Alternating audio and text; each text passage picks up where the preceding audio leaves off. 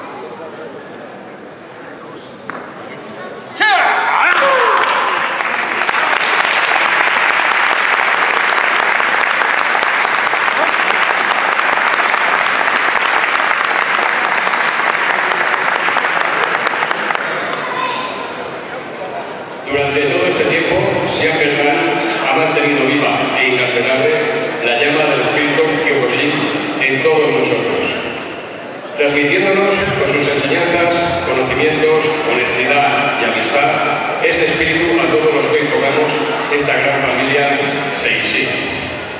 Como es evidente y todos sabemos, si habla no ha nacido en Japón, pero sus múltiples viajes a ese país le han conducido a las fuentes del conocimiento de este arte marcial, empezando por el fundador del Kyokushin, Shosai Oyama, y continuando con un largo número de grandes maestros, no tan solo de Kyokushin, sino también de otros estilos de karate y de otras artes marciales. Gracias a un reconocido prestigio internacional, ha sido posible que grandes maestros hayan podido venir a impartir y compartir sus conocimientos con todos nosotros, sus alumnos. Por todo lo expuesto y muchísimas cosas más que hayan inacabable en este discurso, en nombre de la Junta Directiva de la International Seixi Kyokushin Organización, tengo el honor de comunicarle al señor Beltrán que le ha sido concedido el grado de octavo dan. Muchas gracias a Beltrán y a todos los asistentes a este campeonato.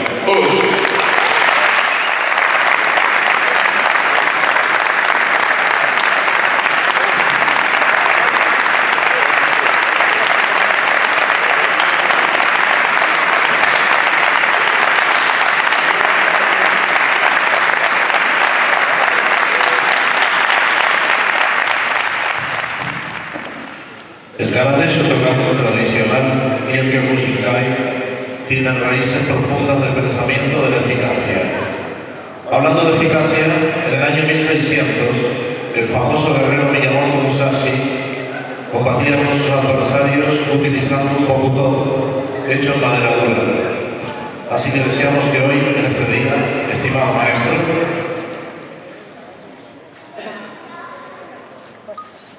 guarde su recuerdo de tu compañero del shotokan. Gracias.